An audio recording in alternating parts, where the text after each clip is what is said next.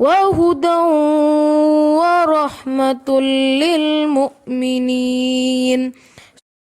اعوذ باللہ من الشیطان الرجیم، بسم اللہ الرحمن الرحیم۔ آج ہم پڑھیں گے آیت نمبر 39۔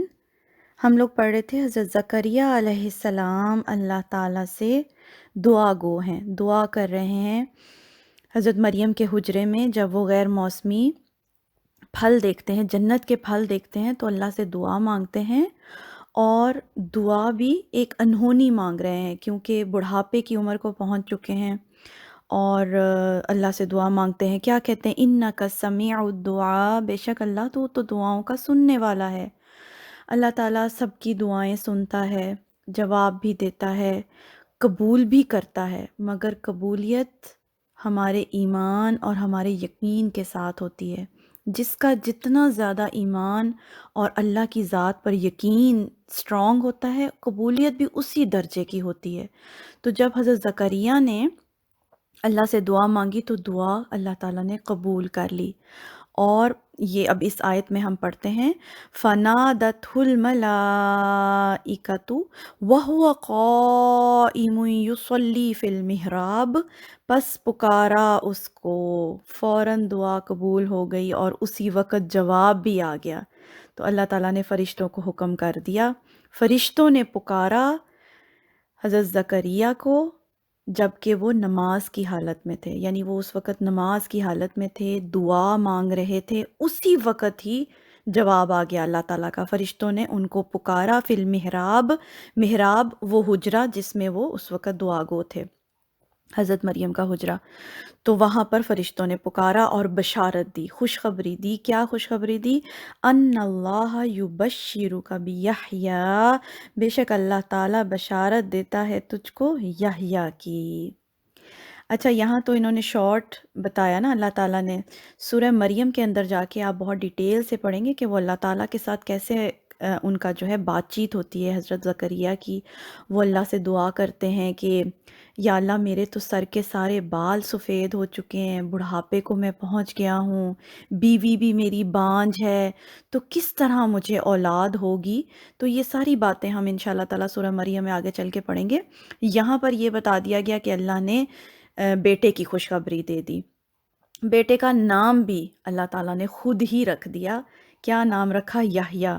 اور وہ جو انہوں نے دعا مانگی تھی نا ذریۃ طیبہ، تو اللہ نے نیک اولاد، پاکیزہ اولاد عطا کی۔ آگے اب ان کی کوالٹیز بتائی جا رہی ہیں حضرت یحییٰ علیہ السلام کی۔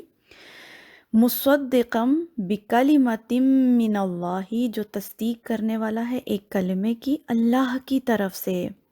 تو حضرت یحییٰ علیہ السلام کی سب سے بڑی کوالٹی کیا ہے کہ اللہ تعالیٰ اب حضرت زکریا کو بتا رہے ہیں کہ بیٹا ہوگا، یحییٰ ہوگا اس کا نام، اور وہ اللہ کے کلمے کی تصدیق کرے گا۔ اللہ کا کلمہ یہاں پر عیسیٰ ابن مریم کو کہا گیا ہے۔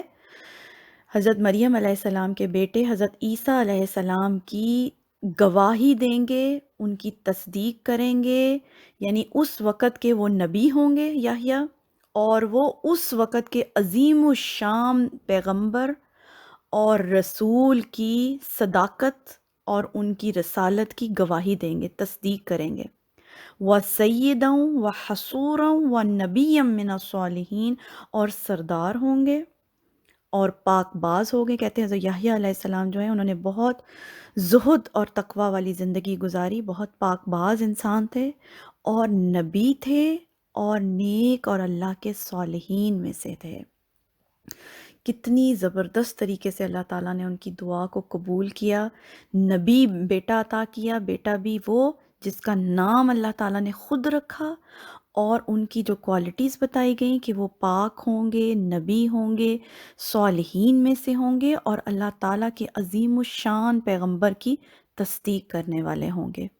اسی طرح سے اللہ تعالیٰ دعائیں قبول کرتے ہیں اپنے نیک بندوں کی، اور بس ہمارے ایمان اور یقین میں کمی ہوتی ہے جو ہماری دعائیں جو ہیں وہ اس درجے تک نہیں پہنچتی۔ ویسے دعائیں تو اللہ تعالیٰ سب سنتے ہیں، جواب بھی دیتے ہیں، قبول بھی کرتے ہیں، بس ان کی قبولیت ہمارے یقین اور ایمان کے ساتھ جڑی ہوئی ہے۔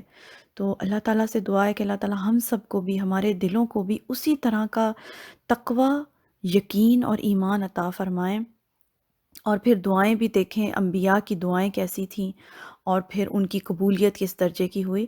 آگے چل کے ہم پڑھیں گے کیسے حضرت زکریا علیہ السلام اللہ تعالیٰ سے پھر بات چیت کرتے ہیں۔